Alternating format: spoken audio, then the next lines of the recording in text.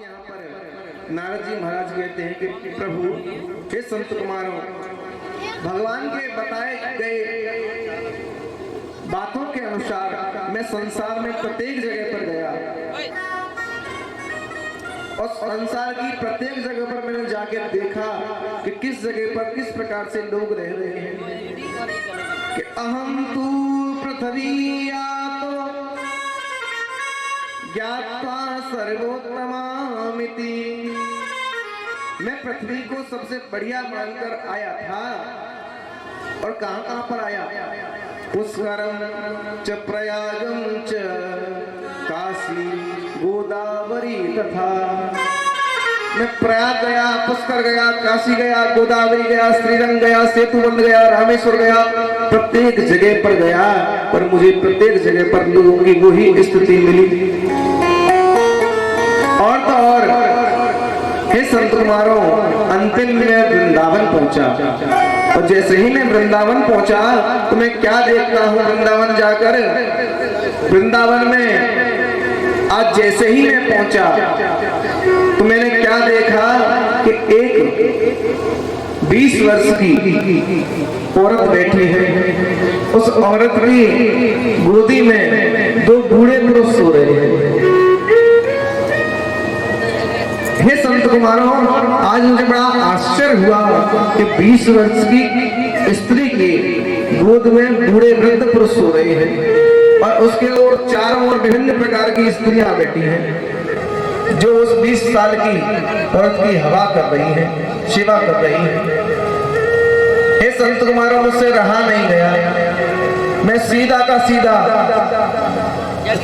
उस स्त्री के पास जैसे ही पहुंचा तो वो मुझसे स्त्री कहती है कि भो भो साधु क्षणं तिष्ठः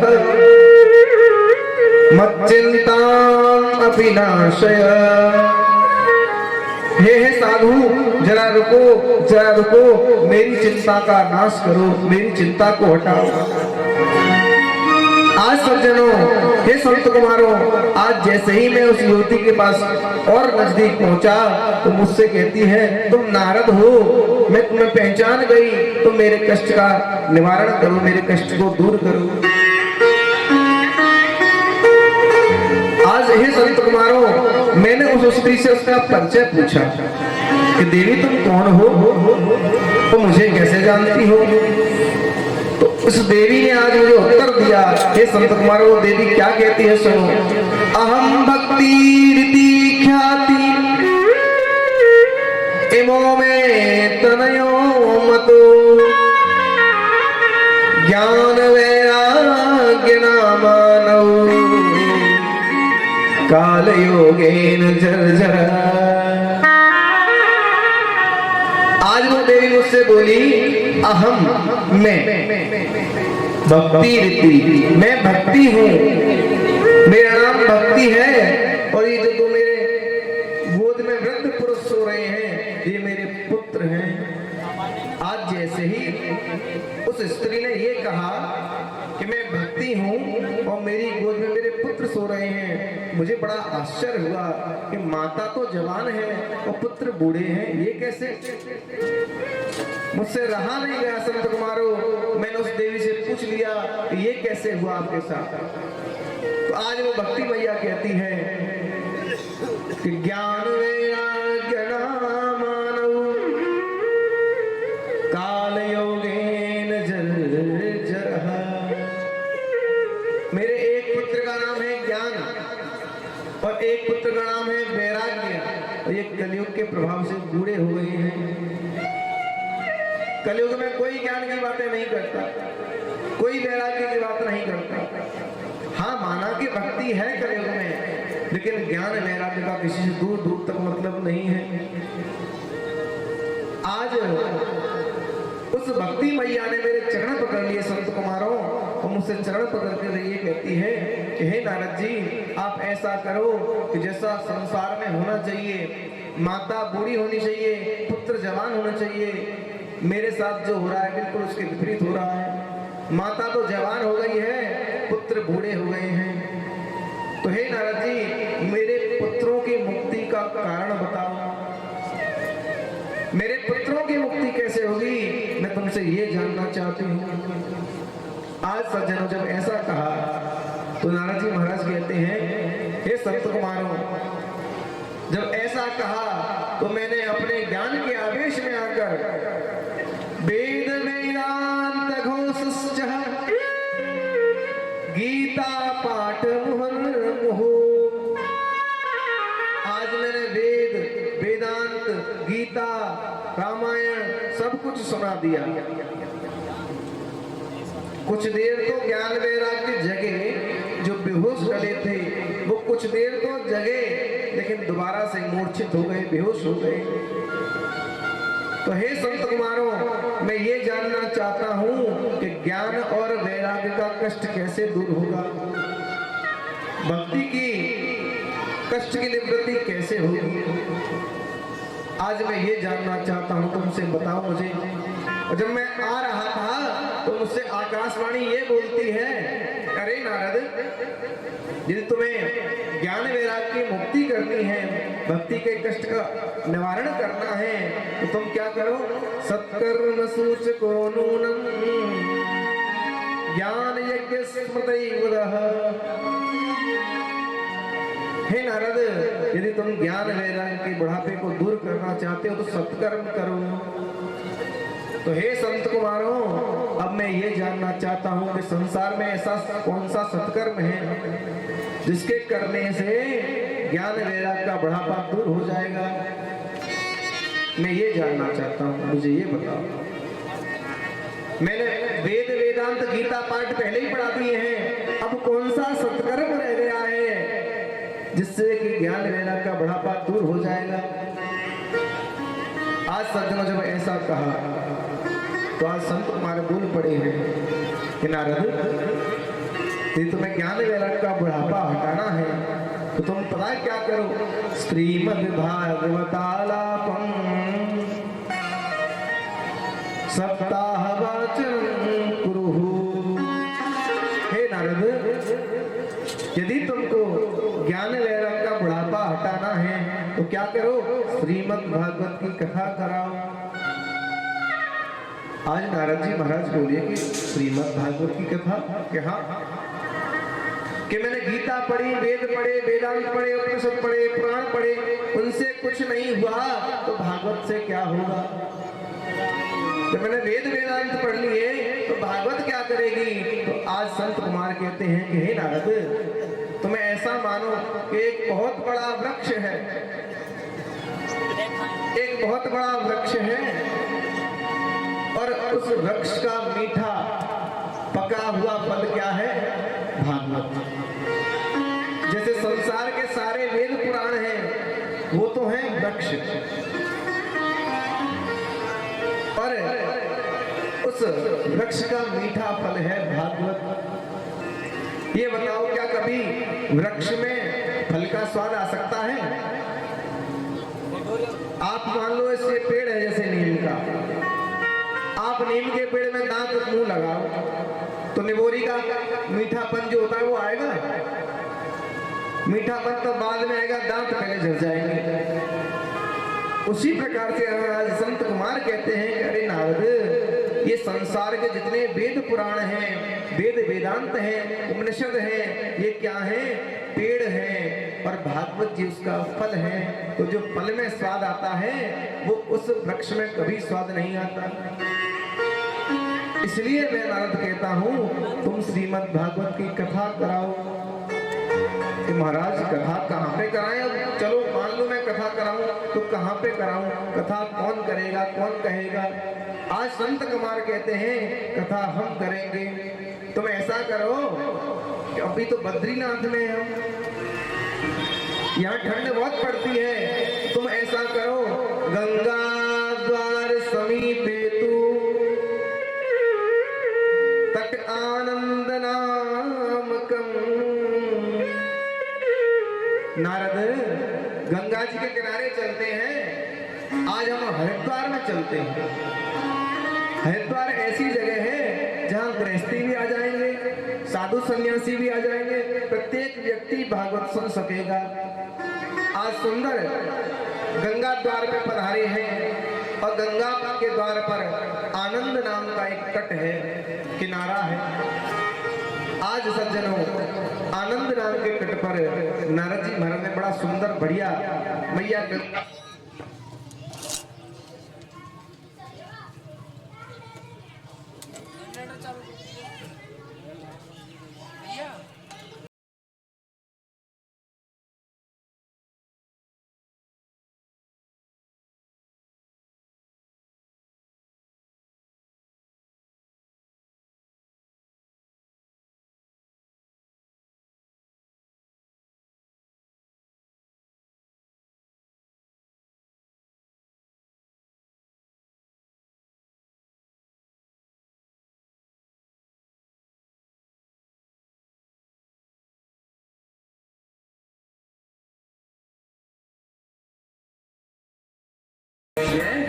आपको समझ में तो आ रही है कथा परीक्षित जी?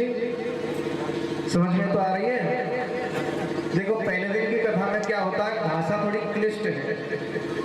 पहले दिन की कथा में क्या होता है, कोई कथा हरिद्वार में है, कोई बद्रीनाथ में है, कोई नैमिषारण्य में है, कोई वेंडायल में है, तो सब जगह से कथा समेट के लानी पड़ती है एक जगह। इसलिए पहले दिन की कथा थोड़ी क्लिष्ट होती है, समझ में कम आती है। यदि पहले दिन की आपने ध्यान से सुन ली तो बाकी दिन तो ऐसे निकल जाएंगे बिल्कुल आराम से।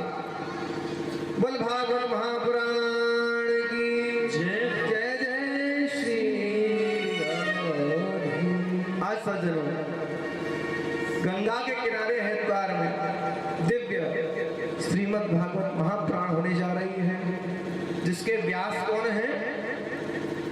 संत कुमार। ये चारों भाई हैं संत कुमार, जो प्रथम श्री भागवत महापुराण 7 दिनों की करेंगे। और श्रोता कौन है? नारद जी महाराज।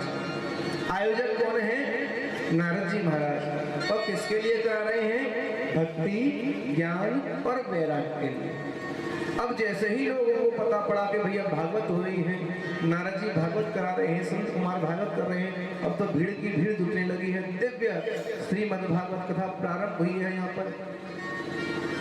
और कहते हैं ऐसी कथा हुई कि आज नारद जी ने ज्ञान, वैराग्य और भक्ति को भी बुलाया है।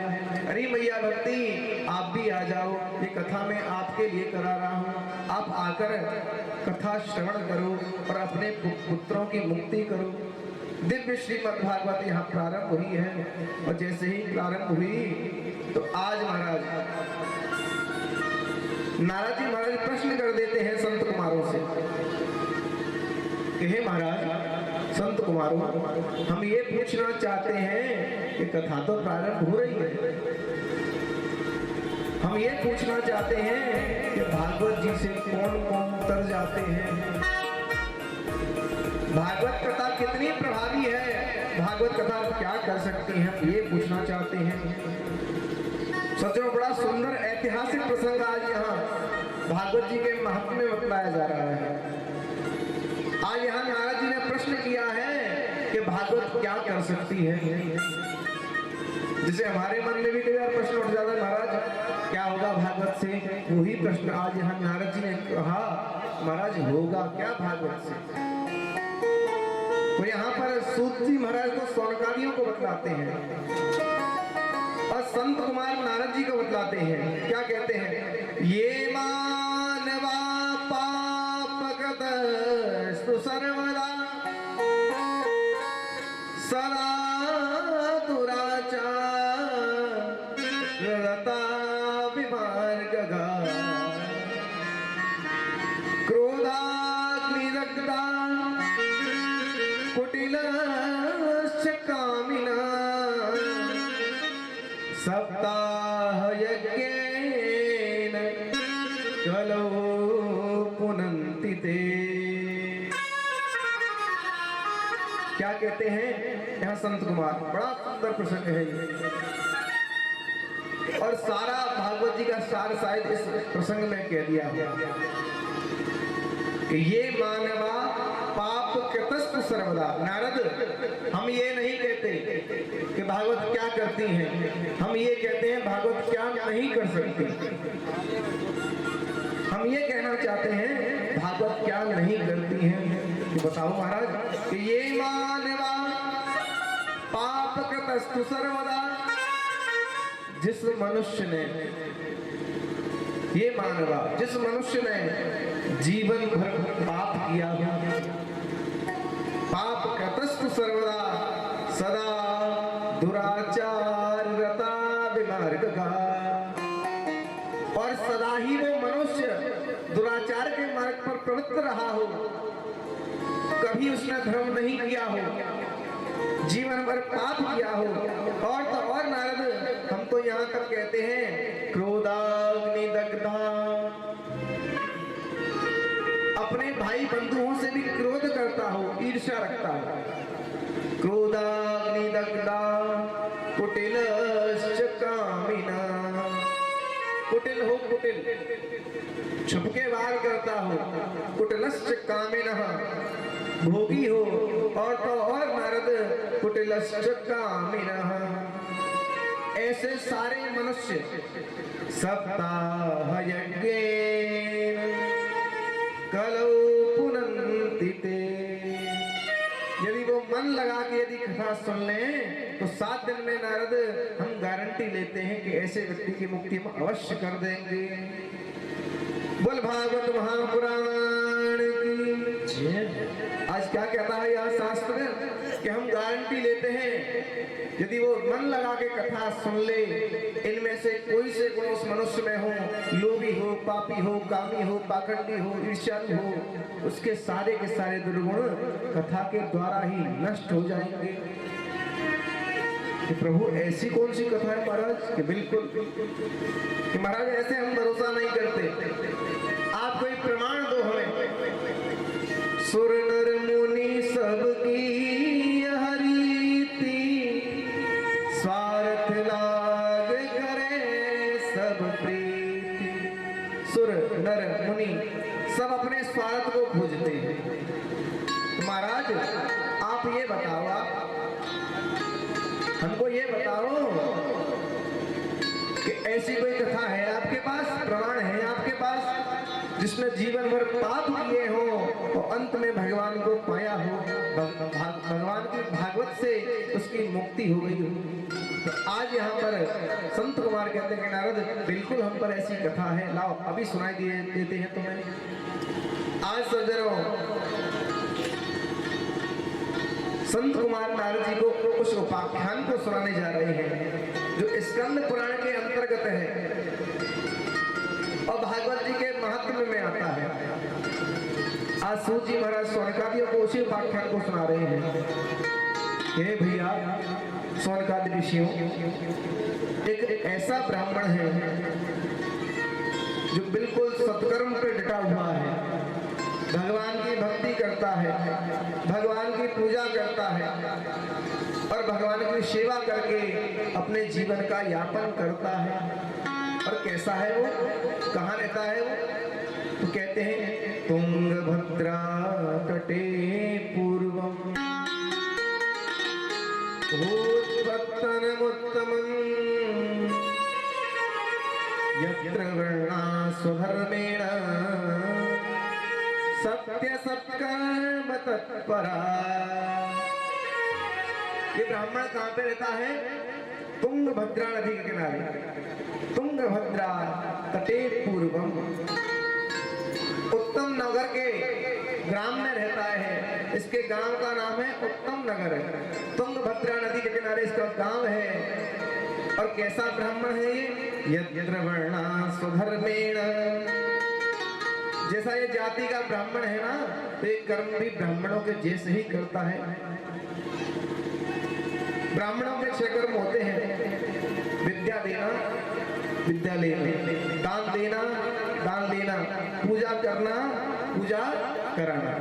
ये 6 प्रकार के कर्म होते हैं ब्राह्मणों के। ऐसा ही ये ब्राह्मण है, अपने सत्कर्मों पे डटा हुआ है, अपने 6 प्रकार के कर्म करता है, अपने जीवन का यापन करता है। लेकिन कभी कभी अच्छे लोगों की संगति भी,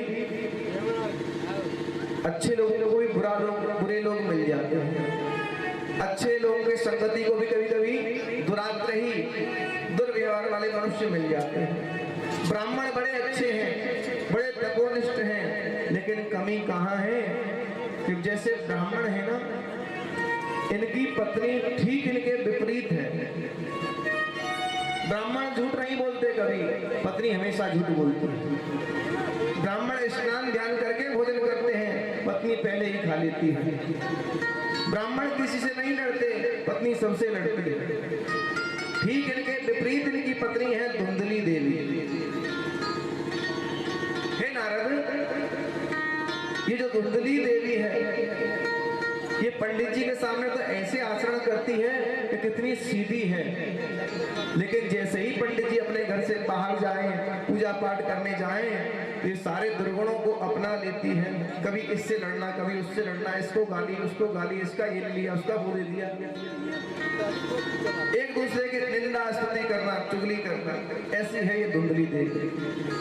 लेकिन ब्राह्मण के यहाँ एक और कमी है, पत्नी तो है ही ऐसी, लेकिन कमी यह है कोई संतान भी नहीं है,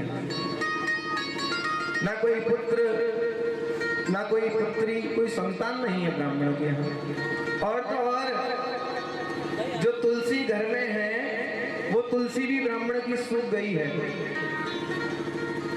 हम जो घर में तुलसी लगाते हैं ना, आप अपने घर में यदि तुलसी लगाए रखे हो, आपकी तुलसी सूख जाए तो समझ लो आप पे संकट आने वाला है। ये तुलसी आपको पहले ही बतला देती है। आपके घर की तुलसी एकदम से यदि सूख गई है, ये मानो अपना संकट, आपका जो संकट है उस तुलसी ने अपने ऊपर ले लिया है, वो सूख गई है। भगवान ने आपकी रक्षा कर ली है। और तुलसी उत्पन्न ही नहीं हो रही तो भैया अनेक कारण हो सकते हैं। आप बार बार लगाते हो, सूख जाती तो अनेक कारण हो सकते हैं। यहाँ आज पंडित जी के यहाँ भी यही होता है, तुलसी ले भी आते हैं तो लगाते लगाते सूख जाती है। जो गाय घर में है वो गाय बांझ हो गई है। पहला तो संतान नहीं, दूसरा तुलसी सूख जाती है, तीसरा जो गाय है वो भी बांझ हो गई है। आज सज्जनों ये पंडित जी बड़े परेशान हैं, भैया क्या करूं, ऐसा क्या करूं। अब तो पड़ोसियों ने ताना मारना प्रारंभ कर दिया है नारद। आज संत कुमार कहते हैं नारद, इनके पड़ोसी इनसे ताना मारते हैं, पंडित जी तुम्हारे देवता तुमसे नाराज हो गए हैं, तुम्हारे पिता तुमसे नाराज हो गए हैं, इसलिए तुम्हारे यहाँ कोई संतान नहीं है, इसलिए तुम्हारी तुलसी सूख जाती है, इसलिए तुम्हारी गाय बांझ हो गई है। आज पंडित जी इतने परेशान हुए, ब्राह्मण देव, इनका नाम है आत्मदेव। आज ब्राह्मण देव बड़े परेशान हो गए।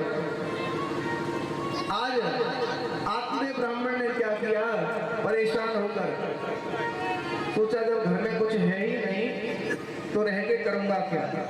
अपने घर को छोड़ दिया और छोड़कर जंगल में चले गए। आज सज्जनों आत्मदेव जंगल में जाकर एक पेड़ के नीचे बैठकर अपना सिर पटकते हैं कि हे प्रभु, आपने मुझे क्यों भूमि पर भेजा जब मुझे संतान नहीं देनी थी, मेरी गाय बांझ हो गई है, मेरी तुलसी सूख गई है।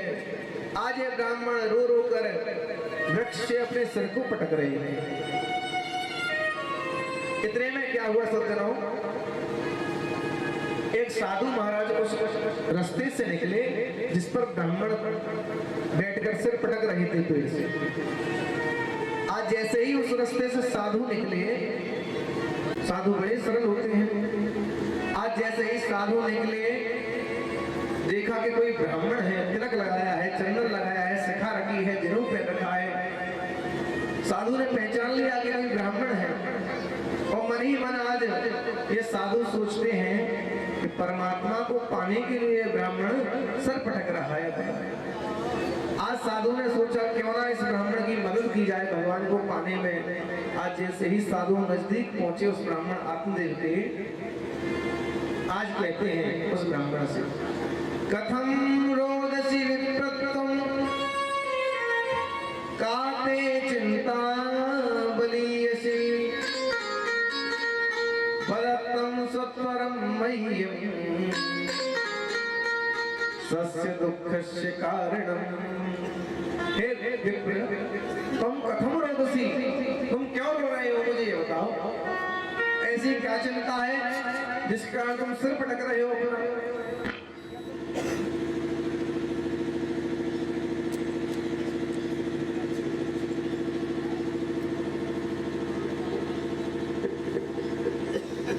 हे विप्र, ऐसी क्या चिंता है जो तुम बार बार अपना मस्तक पेड़ से पटक पटक कर रो रहे हो? क्या तुम परमात्मा को पाना चाहते हो? आज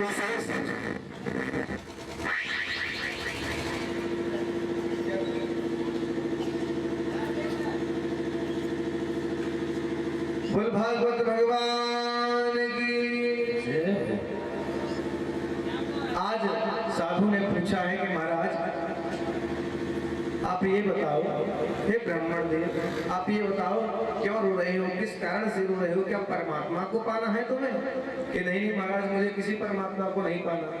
फिर आप क्यों रो रहे हो? कि मैं इसलिए रो रहा हूँ कि मेरे यहाँ कोई संतान नहीं है, मेरी गाय बांझ हो गई है, मेरी तुलसी सूख गई है, पड़ोसी मुझे चैन नहीं ले लेते, कहते हैं तुम्हारे पितर नाराज हो गए हैं इसलिए तुम्हारे यहाँ कोई संतान नहीं है, तुलसी सूख गई है, गाय बांझ हो गई है।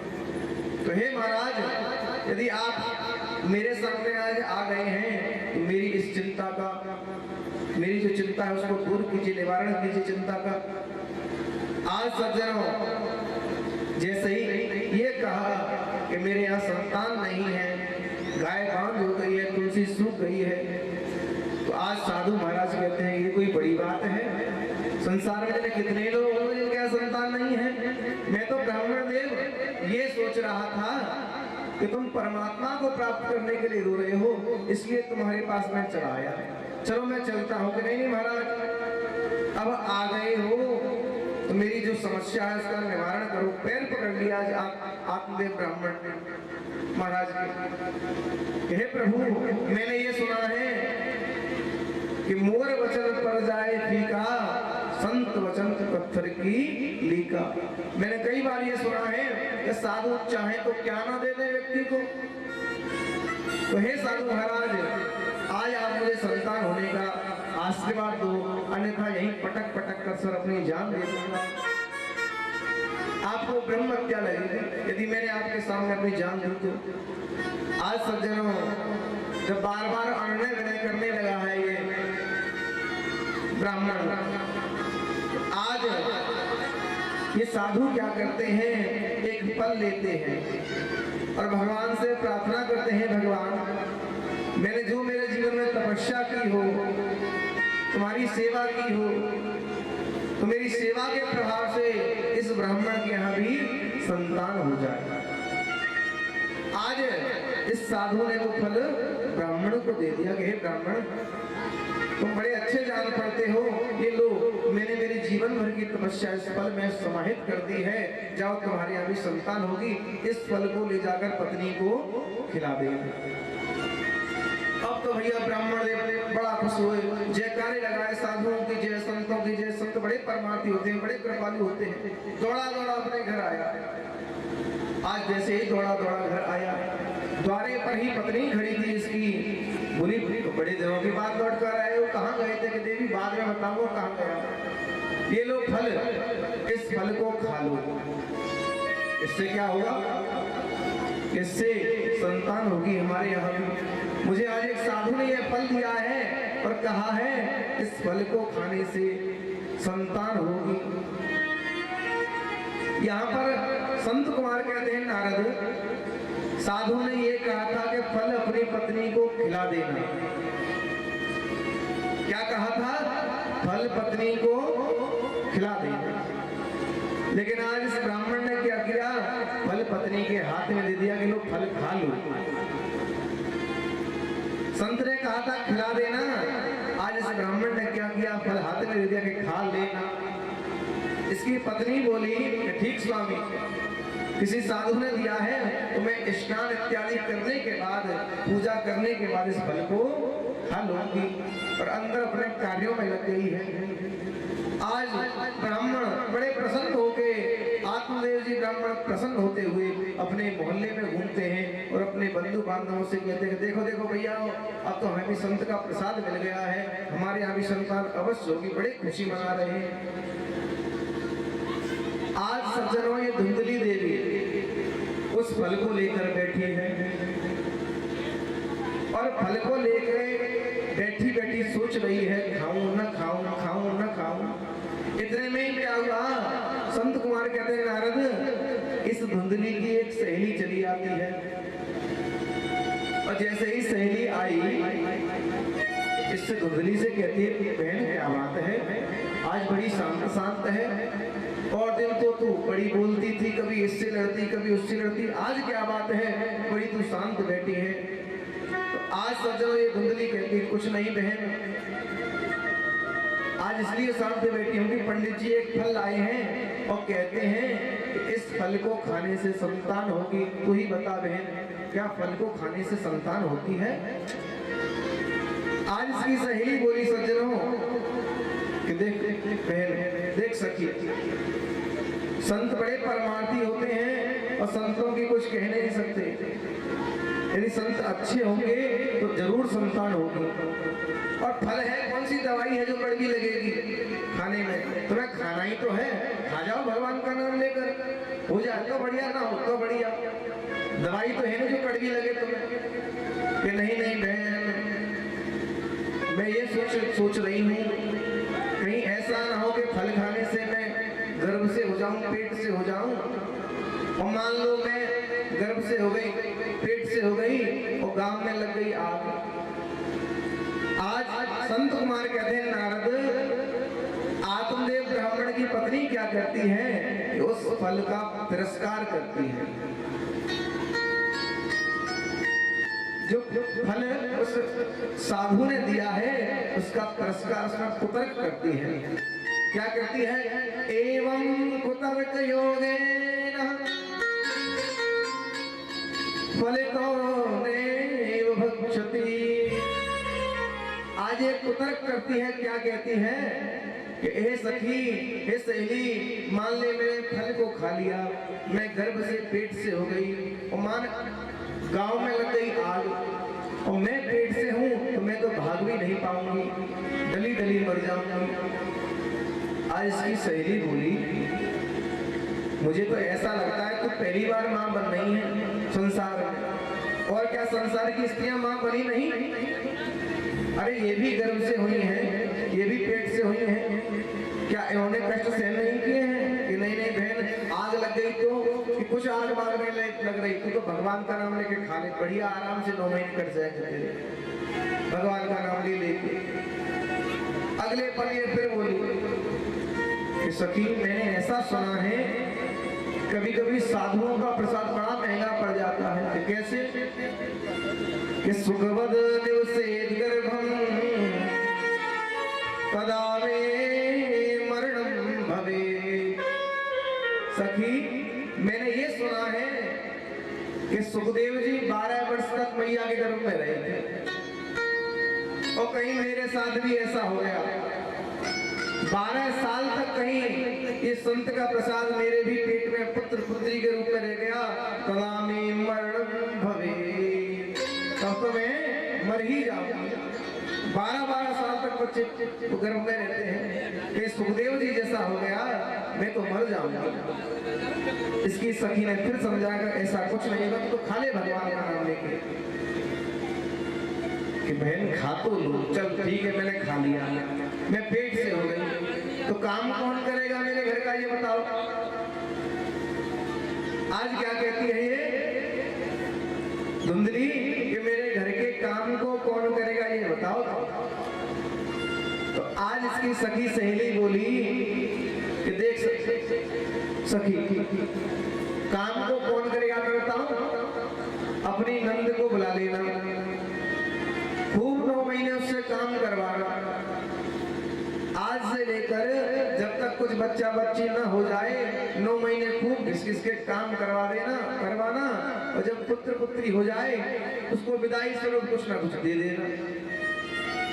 आज संत कुमार कहते हैं नारद, ये धुंधली क्या बोलती है अपनी सहेली से कि देख सहेली, मैं बुला तो लूं नंद को और वो नंद मेरी सेवा भी बड़ा करेगी, लेकिन मेरी नंद जो है ना वो है चोर, वो है चोटी।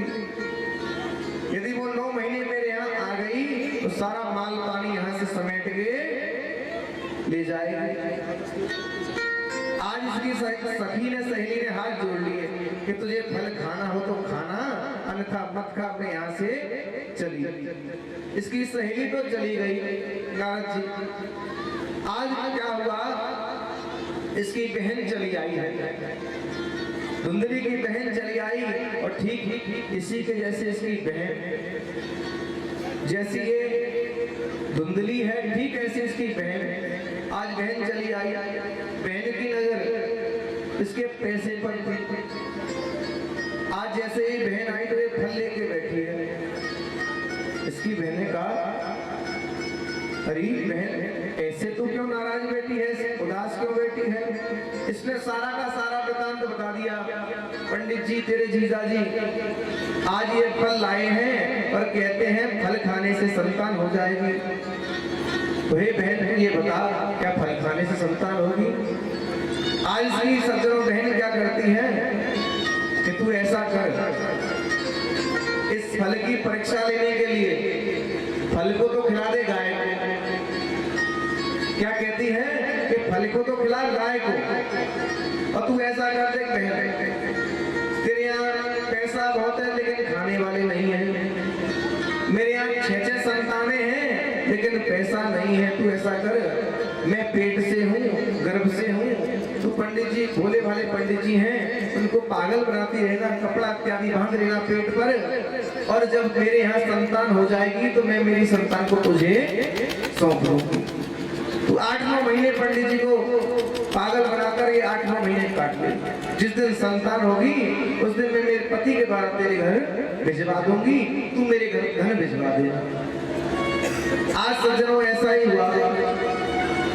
उस फल को इन दोनों बहनों ने गाय को खिला दिया जो कई सालों से मांग थी।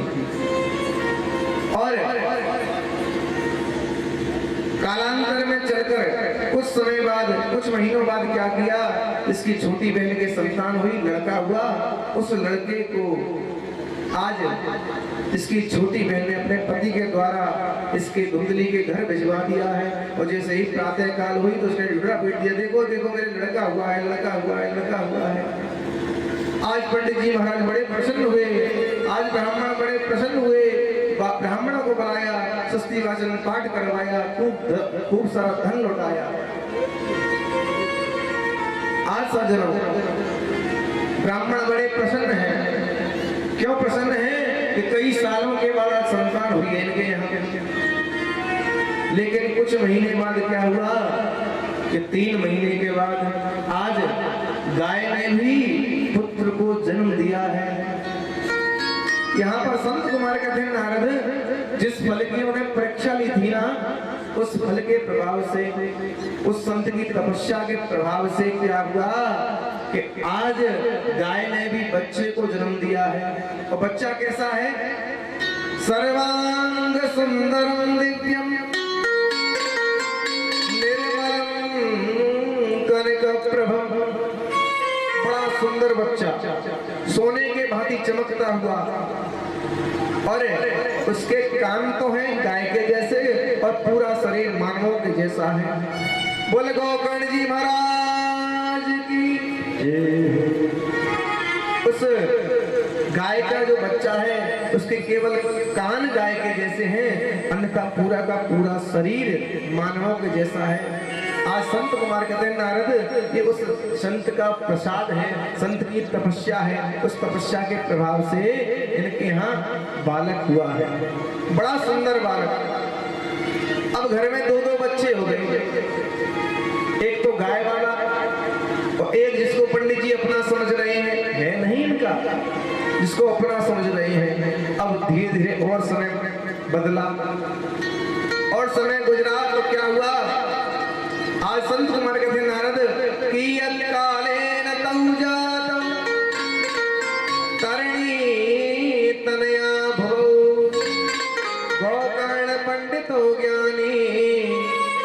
धुंधकारी महाखल। दो पुत्र हैं इनके, एक पुत्र का नाम है धुंधकारी और दूसरे पुत्र का नाम है गोकर्ण। जो चोरी का पुत्र है, जिसको इन्होंने दूसरे के घर से मंगवाया है धुंधली ने, उसका नाम है धुंधकारी। और जिसको गाय ने जन्म दिया है उसका नाम है गोकर्ण। तो एक तो हुए विख्यात और एक हुआ कुख्यात। गोकर्ण पंडितो ज्ञानी। गोकर्ण कैसे हुए? बड़े विद्वान, वेदांत के ज्ञाता हुए। धुंधकारी महाखल। धुंधकारी महान खल, मूर्खों के जैसा हुआ।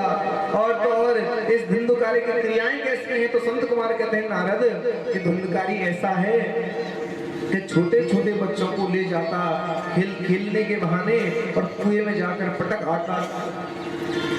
आज यहाँ पर ये कथा ये समझाना चाह रही है, हम जैसे कर्म करते हैं फल भी वैसा अवश्य मिलता है।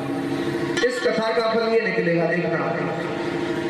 आज ये गोकर्ण चोरी का बालक है तो चोरी करता है। आज ये धुंधकारी क्या करता है? जैसे गोकर्ण है बड़े विद्वान प्रकांड वेदांतों के ज्ञाता, ये धुंधकारी कैसा है? चोरी करता, छोटे छोटे बच्चों को कुएं में डाल जाता मारकर, मदिरा पान करता, जुआ खेलता। ये सारे कर्म ये धुंधकारी करता। और गोकर्ण भगवान की मस्ती में मस्त रहते, भगवान का भजन करते।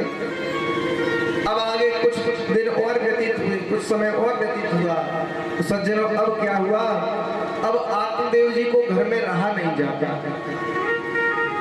पहले भगे थे संतान पाने के लिए जंगल में, पहले पुत्र को प्राप्त करने के लिए जंगल भगे थे।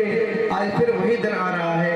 उस संत ने मना किया था पुत्र मत लो, पुत्र मत लो, भगवान का भजन करो, तब माने नहीं थे। आज क्या हुआ कि इनका पुत्र इनके ऊपर हाथ उठा देता है। जो धुंधकारी है, आज उस धुंधकारी से इन्होंने कहा कि हे धुंधकारी, तूने मेरे मंदिर जैसे घर को नरक बना दिया है, शराब का अड्डा बना दिया है, जगह जगह मदिरा की बोतलें पड़ी हैं, जगह जगह दुर्गंध आ रही है, मांस के चिथड़े पड़े हैं, तूने मेरे मंदिर जैसे घर को नरक बना दिया। आज जैसे ही ये कहा तो धुंधकारी ने अपने पिता पर ही हाथ उठा दिया है। आज सज्जनों क्या हुआ? जैसे ही हाथ उठा, अब आत्मदेव जी ने सोच लिया घर में रहना अब उचित नहीं है। अब आपे से बाहर निकल गया। ये तो आज रोते रोते हुए आत्मदेव जी अपने घर से बाहर निकलते चले आ रहे हैं कि मैंने उस संत के जीवन भर की तपस्या समाप्त कर दी इस पुत्र को पाने के लिए। इनको पता नहीं है कि गाय जो फल वाला पुत्र है वो कौन है। आज ये निकलते चले आ रहे हैं अपने घर के बाहर रोते रोते। तो आज गोकर्ण जी महाराज मिल जाते हैं। जो गाय के पुत्र हैं वो गोकर्ण जी इनका हाथ पकड़ लेते हैं। पिताजी क्या बात है, आप क्यों रोते हो? तो आज अपनी सारी व्यथा बोल देते हैं कि मैंने संतान पाने के लिए संत की तपस्या नष्ट करवा दी। तो मेरी संतान कैसी निकली तुम देख रहे हो। धुंधकारी के क्रियाकलाप कैसे हैं। तो आज यहाँ पर संत कुमार कहते हैं नारद, यहाँ पर आज एक पुत्र ने अपने पिता को उपदेश दिया है। ऐसा नहीं कि पिता ही पुत्र को उपदेश देता हो। अभी कुछ देर पहले धुंधकारी ने अपने पिता पर हाथ उठाया, लेकिन यहाँ आज गोकर्ण जी क्या करते हैं? अपने पिता को उपदेश देते हैं, सत्संग देते हैं। क्या कहते हैं? देह श्रीमांस रुद्रे भीमती त्यजतो जाया सुता ममता विमुंचः। हे पिताजी, देह अस्थि मांस रुधिर मज्जा, शरीर कैसे बना है? देह अस्थि मांस रुधिर मज्जा त्वचा। ये कैसी है पिताजी? आज है कल समाप्त हो जाएगा। इन सब को छोड़ो और भगवान का भजन करो, स्मरण करो। त्यक्तम वासनम संसारे, संसार की वासना त्याग दो। आज जब ऐसा कहा तो आत्मदेव जी बोले, पुत्र गोकर्ण, मैंने तुझको भी अपना पुत्र नहीं माना, लेकिन आज तुझे मुझे ज्ञान दे रहा है वास्तविकता में एक पिता के मार्ग पर चलने का जो पुत्र मार्ग बताता है वही मार्ग मुझे बतला रहे हैं। लेकिन हे पुत्र, मेरे मन में ममता है, मेरे मन में वैराग्य नहीं है। मेरे मन में वैराग्य कैसे आएगा? मेरे मन में आसक्ति है परिवार के प्रति, धुंधली के प्रति, उस धुंधकारी के प्रति मेरे मन में अनुराग है, प्रेम है। पिताजी, क्या अब भी प्रेम रह गया है? जब हाथ उठा दिया पर तो भी प्रेम रह गया। आज सज्जनों क्या हुआ कि आज गोकर्ण जी महाराज कहते हैं कि पिताजी, मैं तुम्हें बतलाऊंगा संसार कैसा है।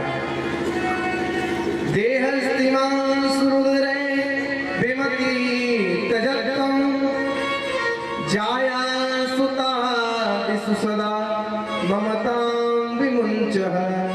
पत्नी को छोड़ो, पुत्र को छोड़ो, ममता को छोड़ो और भगवान का भजन करो, यही जीवन का सार है। क्षण भंगुर जीवन की कलिका,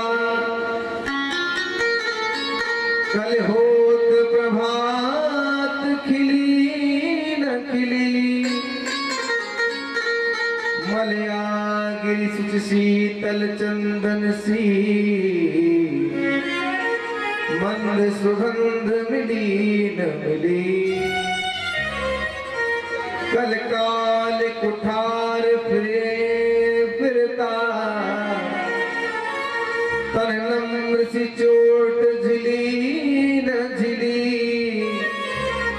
भजले रसना तू है नाम को, अंत समय ये हिली न हिली। हे पिताजी, छोटा सा जीवन है, क्या पता प्रातः काल देख पाया ना देख पाया, सवेरा देख पाया ना देख पाया, और क्या पता कोई ऐसी छोटी सी चोट लग गई कि शरीर झेल पाया ना झेल पाया, हमारा शरीर खत्म हो गया, प्राणांत हो गया। हम क्या करेंगे पिताजी? सबसे अच्छा मार्ग यही है, हमको भगवान का भजन करना चाहिए। आज भजन करने का उपदेश दिया है दिव्य। अब हम कल की कथा में जानेंगे कि किस प्रकार से गोकर्ण जी के समझाने के द्वारा आत्मदेव महाराज ने भगवान को प्राप्त किया है, और जो बुरे कर्म करते हैं उनको क्या सजा देते हैं भगवान, किस प्रकार से धुंधली के साथ होगा, किस प्रकार से धुंधकारी के साथ होगा, भगवान क्या निर्णय करेंगे, उसको हम कल की कथा में देखेंगे। कल की बड़ी दिव्य दिव्य कथाएं हैं। कल ठीक 12:30 बजे से कथा प्रारंभ हो जाएगी। तो आइए, आज कथा को विराम देने से पूर्व एक छोटा सा भजन तो दिव्य ज्ञान गंगा में कल की तरह 12:30 बजे से प्रवेश करेंगे, तो दिव्य आनंद उठाएंगे। बोलिए वृंदावन बिहारी लाल की जय। काली श्याम बोलता कि पता श्याम बोलता, तोरा राधा नाम की लगाई फुलदानी।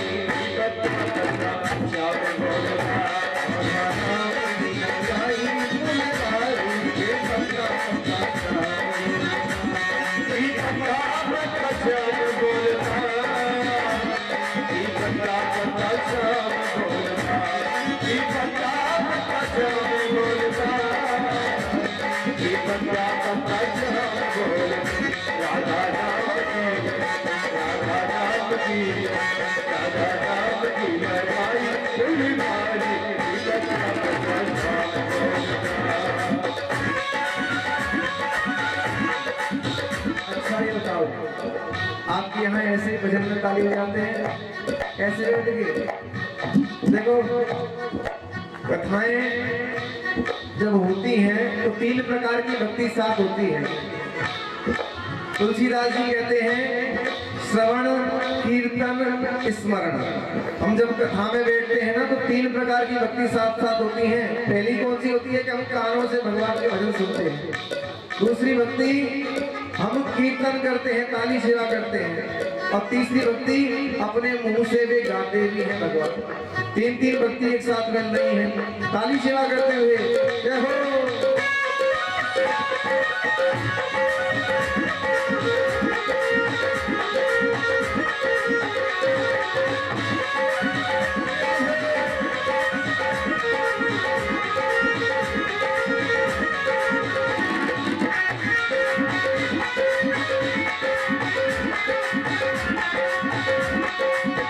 गली गली में रहती उसी की, रहती उसी की, हर पक्षी में रहते उसी, हर पक्षी में रहते उसी की। नाचे बोल बोले, नाचे बोल बोले, नाचे बोल बोले, कोयलिया गाने बच्चा बच्चा जाओ, राधा धाम की जय।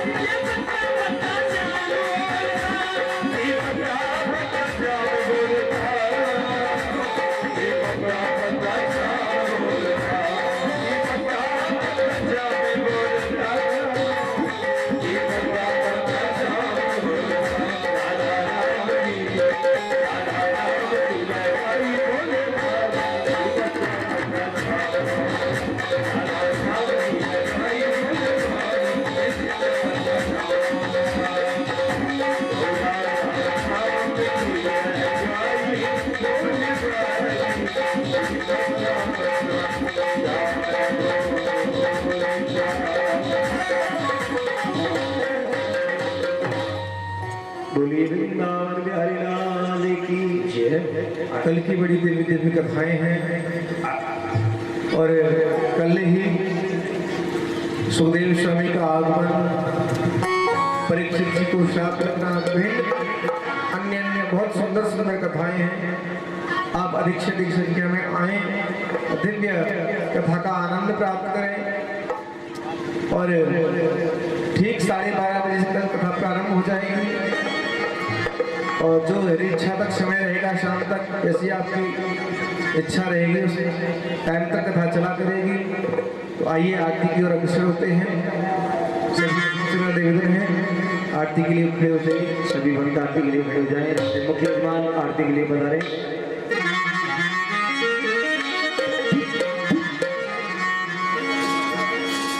सुंदर दीप जलाई के विनती करो हरिवा,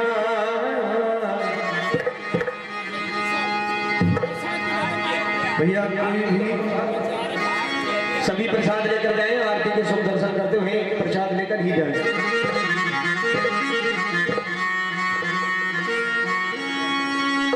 सुंदर दीप जलाई के विनती करो हरिवा, चरणों में जगह दीजिए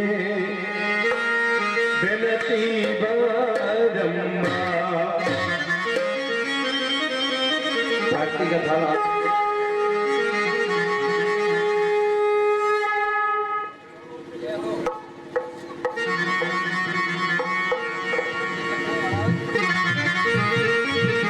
आरती का थाल चंद्रमा मनुषो जात चजोः सूर्यो अजायत श्रोत्राद्वायस्य प्राणश्च मुखादविरजायत श्री भगवान की है आरती पापियों को आपके है आरती भगवान की है आरती पापियों को आपके है आरती भागवत भगवान की है आरती पापियों को आपके है आरती भागवत भगवान की है आरती आरती आपके है आरती